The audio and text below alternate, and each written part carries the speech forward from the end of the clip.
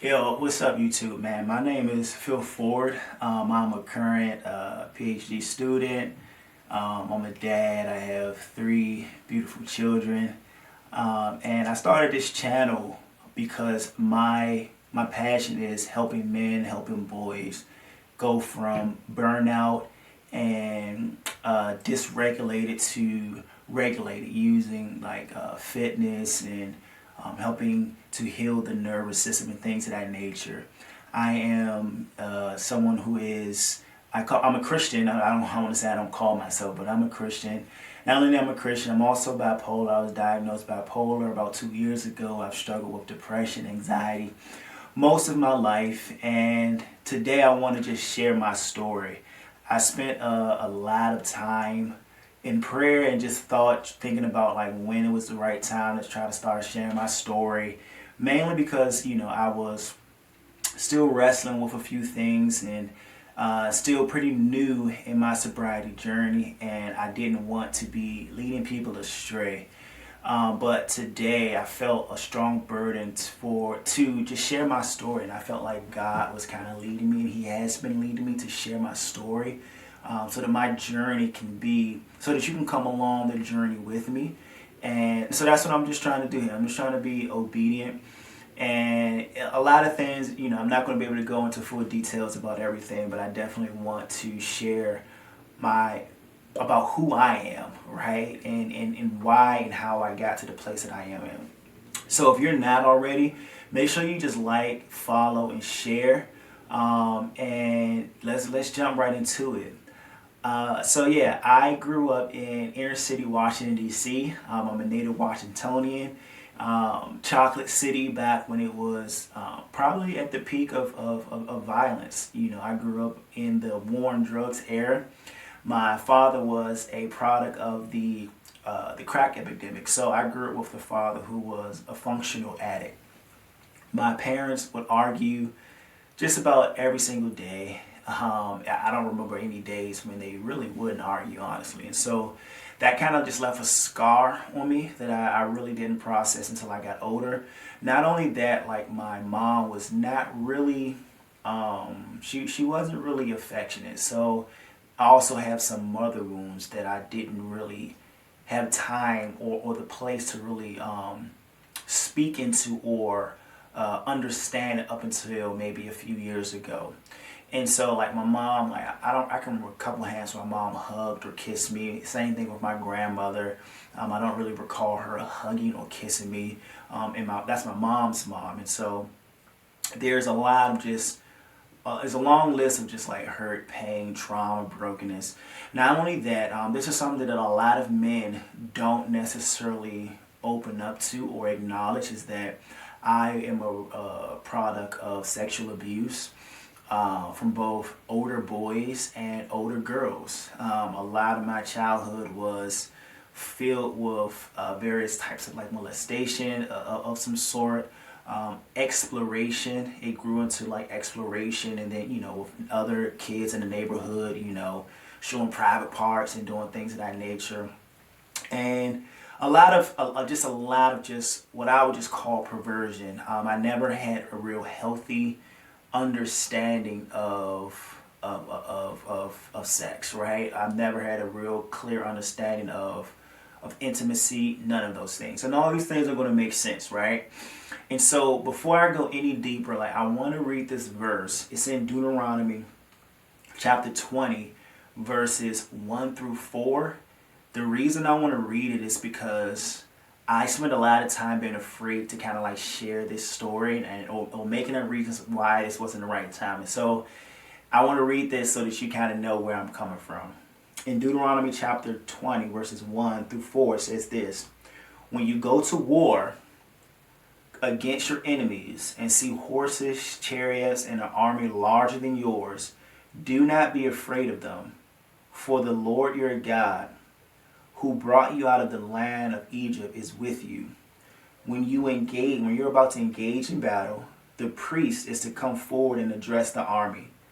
He is to say to them, "Listen, Israel, today you are about to engage in battle with your enemies. Do not be cowardly. Do not be afraid. alarmed or terrified because of them. For Yahweh your God is the one who goes with you to fight for you against you, to give you victory. I'm sorry. And I spent a lot of time afraid of that because my story deals with a lot of both alcoholism, alcohol abuse, and sexual addiction. And both of those addictions, they have, in public eye, they look very different. Like, so the alcoholic gets and receives a lot of grades. The sex addict doesn't get the same grades. And I'll go into a little bit more where I came to that conclusion from. But yeah, so that was my childhood. Lost my virginity when I was about 12 years old to an older girl. That was, first it was like a badge of honor, but thinking back to it, it was actually sexual abuse or statutory rape, or SA. I don't know how to work these things, but it wasn't proper. She was much older. I was 12 years old. I remember so many different instances where I was put in uncomfortable positions as a child with other girls. Some my age, some were not, but I just never had an actual childhood that was not hypersexualized. And as I grew up, I just became hypersexual. I played for a go-go band, and it just got worse. Like, I just did my own thing. I was with women after woman, girl after girl. I drank every weekend, and by the time I was 16 years old, I was basically drinking just about every single day. So let me just go through some things really quickly to give you just a timeline as to how I got to where I am today, and basically doing the work that I'm doing today. Because I'm still on this journey. I'm over 100 days sober, and I am super grateful for that. But I also want to just take this time to continue to share my story so that, one, I can be held accountable, but two, if there are other men who are going through similar things, that they can kind of see and come along this journey with me. Like, I focus on a lot of somatic approaches. I am going hardcore, shifting my diet to more of a primal diet and lifestyle in general, whole foods, less processed sugar and foods, more time outside, taking care of my body, my temple holistically as a whole. And so I want to share all these things with you because these are some of the ways that I try to help other men do the same thing. So you see why. So around 2010, my daughter was born. My oldest daughter was born. And that was probably like the craziest time of my life. Like, I had just, all I had done up until that point was sold drugs, basically. Like, I had never had an actual job or anything of that nature. And so getting ready to have this child, I was like, man, I don't have a job. Like, I don't know what to do with myself at this point. And a few months earlier, like, I had almost died twice. Like, I was in a car accident. Basically, we were on the highway in the middle lane, and the car tires were balded, so the car just spun out of control, hit the median. Thankfully, we got out of that situation. And then another time, I found myself looking down the barrel of a gun, right? And in that time, that was when God kind of like called me. He was just like, yo, you can either keep living your life the way that you're doing, or you can come serve me. The problem is that I had that Paul moment, like I was like on fire, I was eager, but I still wrestled with addiction. I still wrestled with alcoholism, and sexual addiction. I still wrestled with these things. And, I think there's a lot of people who will make you believe that, once you come to Christ, these things will just go away. And the reality for me is that those things didn't go away. They stayed. They lingered. I didn't know what to do with them. So yeah, I was having my daughter around 2010, but I was also suicidal. I was battling depression, anxiety, different things of that nature because, again, my dad had went to rehab when I was about 12. He left, for good causes. He left, but those were some really pivotal years. 12 years old is when I actually went and just started running the streets, getting into more trouble, things of that nature. So getting ready to have a daughter was just kind of like an eye-opening moment. At this point, I just felt absolutely nothing. I was completely numb to life in the world.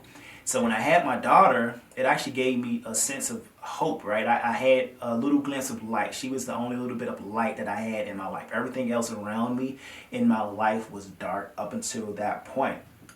And so she was really pivotal in my transformation and even moving forward. But it was still a slow journey. Like I still was the same person, right? I still battle with alcoholism. I still battle with addiction and all these other things, depression and everything.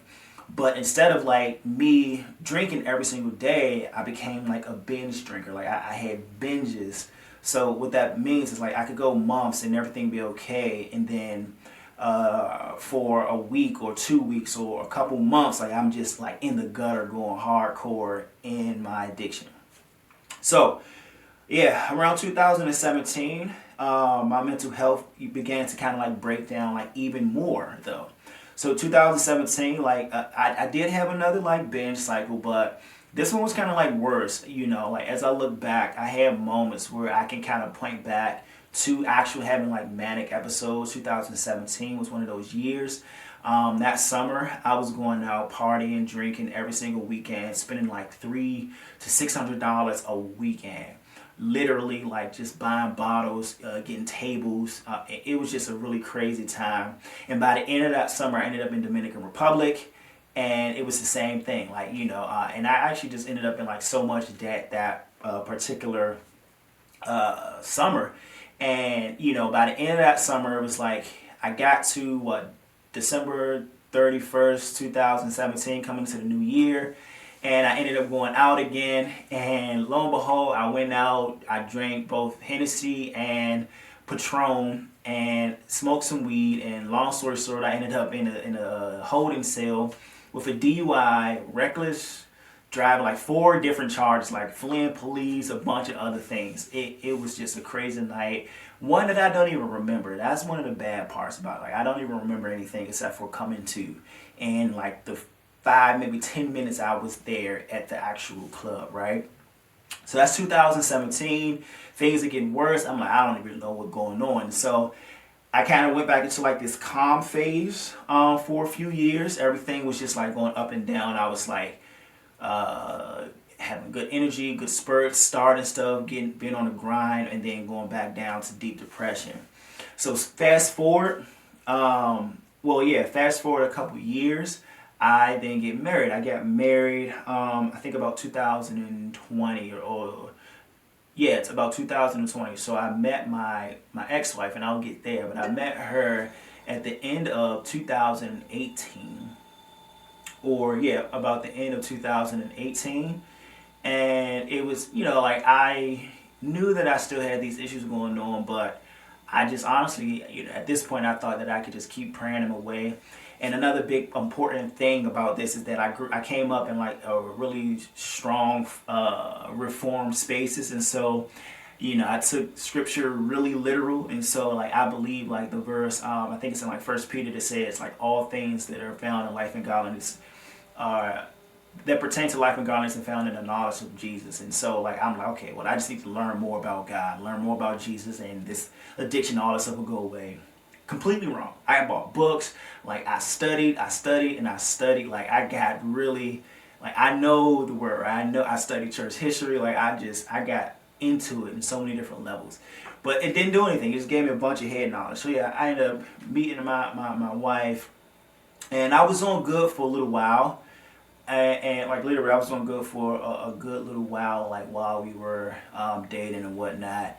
And before we even got married, like I had another episode, and I was not faithful. I cheated, and this is even before like we had gotten married. I never said anything. Like I was just super afraid. I was filled with shame. I did not know how to process it. And again, like I'm just sharing. I'm not making any excuses for anything. But this is just the reality of my story. I just want to be 100% honest and just move forward, right, with where I'm at now. And so, we got married. My second daughter was born in about 2022. Same thing. Like I was going through cycles, up and down. Even at the point like where my ex-wife, like when we look back and we reflect, and when we found out that I was bipolar, she would always, before we found out I was bipolar, but she would always say like she just felt like she was stuck in my cycles. Like I would just go hardcore and then just completely collapse down.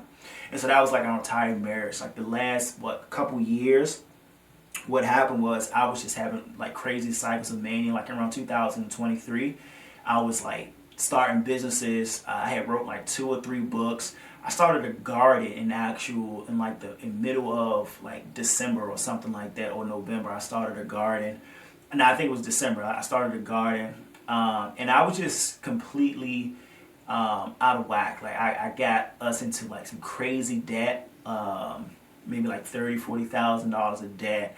I bought a car.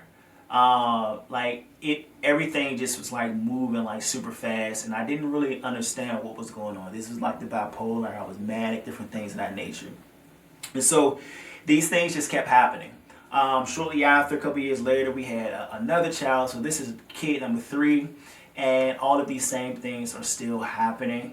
But later in that year, around 2023, like I said, like the cycles were happening, everything was happening. But the difference is that I was sober for a while. Well, sober in context, like I didn't have sex outside of my marriage for like the first 2 years or so.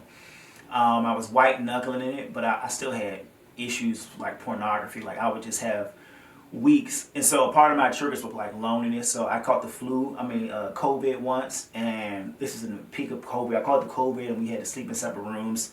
And throughout that whole week, I was literally like just watching pornography, masturbating, because like loneliness was a trigger. And the times that I did not be faithful to my wife were times when she were out of town, when we weren't together.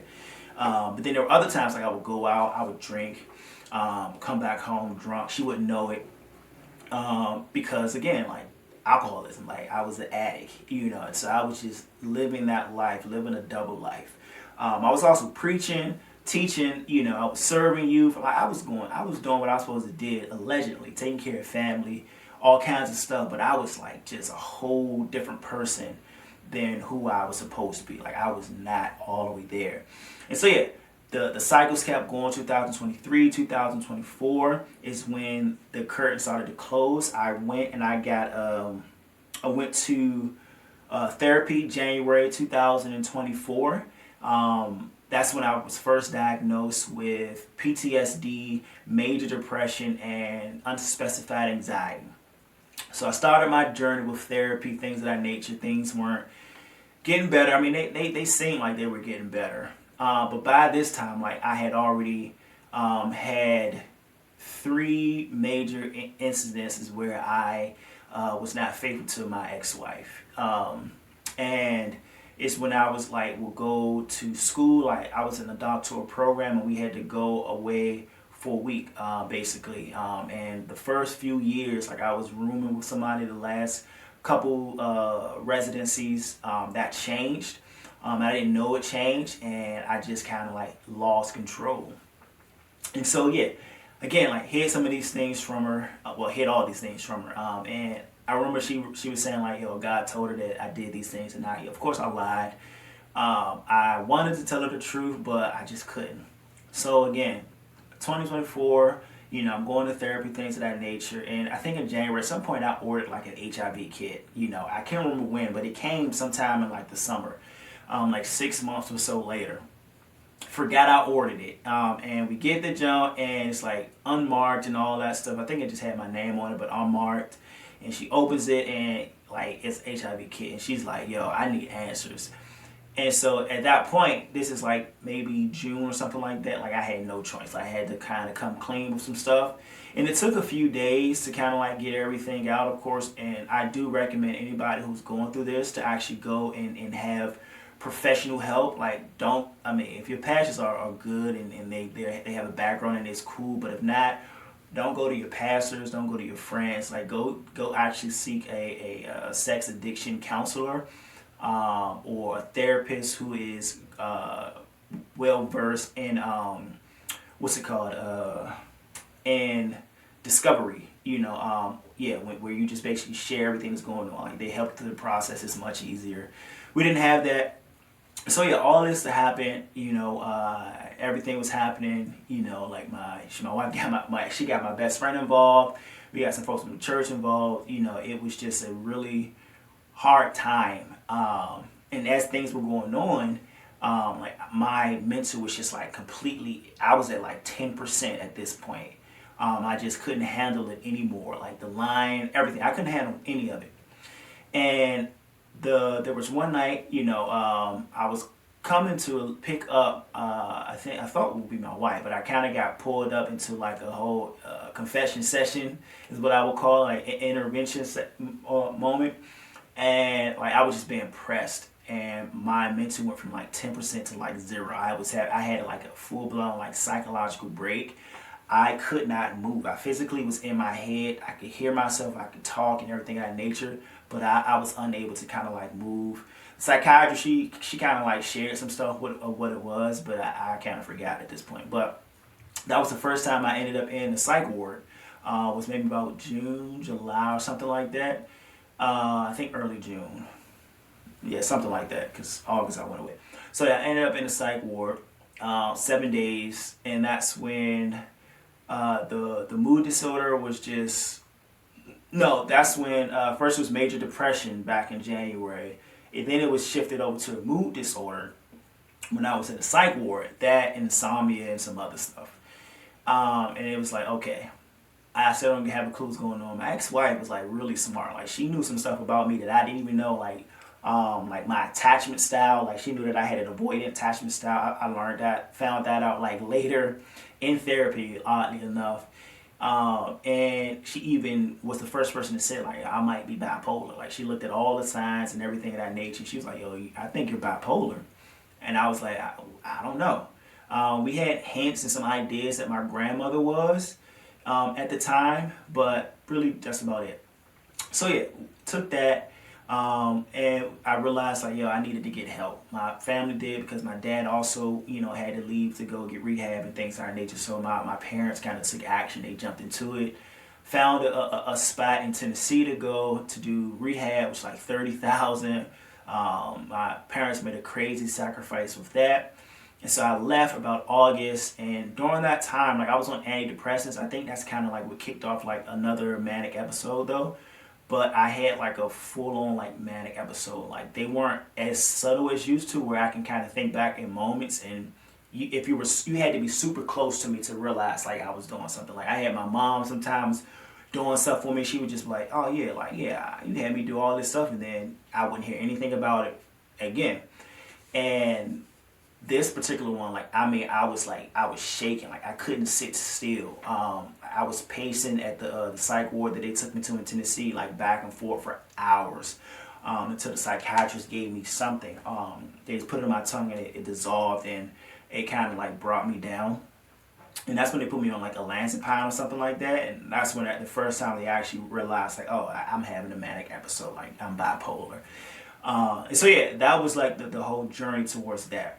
So the reason why I went through like all of these different things is because, not because I'm trying to not because I'm sitting here trying to make excuses, because I'm not. I believe that two things. I believe that when you have mental illness, when it's like bipolar, whether it's addiction, whatever it may be, and you are unfaithful, you are doing these things, like it is sin, no matter how you want to look at it. However, I think that it is really good to understand the why behind these things. And the church did a terrible job. Like we got no help in the entire process. The church was completely absent. Our pastors did absolutely nothing for us. There was no pastoral counsel. There was no care. My wife got some care, and it was just like, yeah, it's okay to divorce. Go ahead, do what you got to do, basically. But there was no actual care, no follow-up. Like they just did a terrible job, and they're still doing a terrible job now. Like even though we're divorced, like my ex-wife, we're on good terms and things of that nature. And there were good reasons for us to like really get divorced and everything of that nature. So, and so yeah, I mean, we are still processing the whole scenario, because we're still like kind of like living in it in some ways. Like I left the church that we were at. She stayed, and it's no actual care, pastoral care. Like they did a terrible job and are still doing a terrible job. And that's just the truth of the matter. I'm not going to say the church's name or anything of that nature. And like I love the brothers there for sure, and this is not me down talking, but y'all got to do better. If y'all happen to see this and y'all like, oh dang, I love you, but you got to do better. So anyways, like I want to read this verse to make sure, like, because I want you to see, like, I'm not just trying to make excuses for anything, because like as I was processing stuff, like I was processing 30 plus years of trauma and sexual abuse and all kinds of stuff. And as I was sharing these things, like they were literally like, yo, are you just playing victim? You're just doing these things.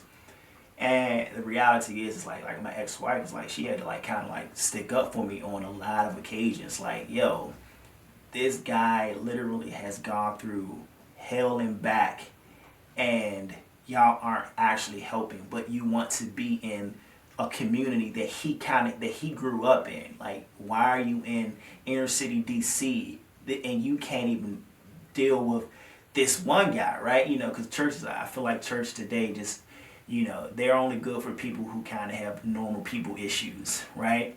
But anyways, this verse in Exodus 34:6, it says this: Yahweh passed in front of him and proclaimed, Yahweh is compassionate and gracious, slow to anger and abounding in faithful love and truth, maintaining faithful love to 1,000 generations, forgiving iniquity, rebellion, and sin. But he will not leave the guilty unpunished, bringing the consequences of the father's iniquity on the children and grandchildren to the third and fourth generation. And so, like, we'll get into so much more of my story.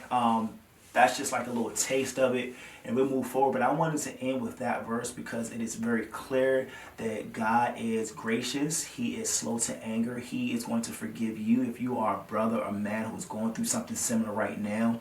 He is and already has forgiven you, but you have to get to a place where you deal with the mental. You have to deal with the inner battles before you can even stand before God sometimes. And that was something that I had to learn the hard way. Like, I had to deal with my depression. I had to deal with my bipolar. I had to deal with how sin affects my brain and everything of that nature before I can even begin to walk in repentance. Like, so forget what all the pastor's going to tell you. You just got to repent. You got to do better. You got to try hard. Most of them don't have a clue because they have not lived anything remotely close. So if you are going through it, take time to, one, lock into this channel because I'm trying to walk with you, but also take time to get your mental health together. That's the first step. Don't beat yourself up if you relapse, if you keep going back while you're trying to get your mental health side of things together, because once you get that part locked in, then everything else will follow. Then the spiritual, everything else will follow. Like, I get people be like, yeah, you got to go to God, run to God first. I hear you. There's a whole bunch of holy people who it worked out like that for them. There's a whole bunch of people, even addicts, who like, man, like, I prayed to God and I cried out to God and he took the taste out of my mouth.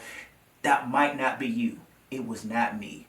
But by God's grace, today, my mindset is changing. Like, I don't have the taste for it anymore. I don't have the taste for alcohol anymore.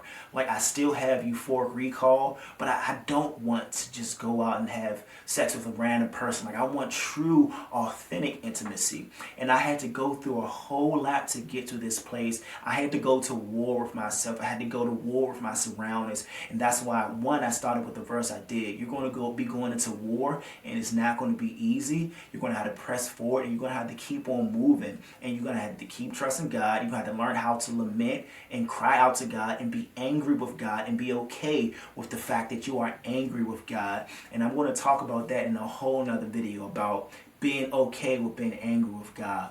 But listen, that's the beginning phases of my story, this journey as I move forward.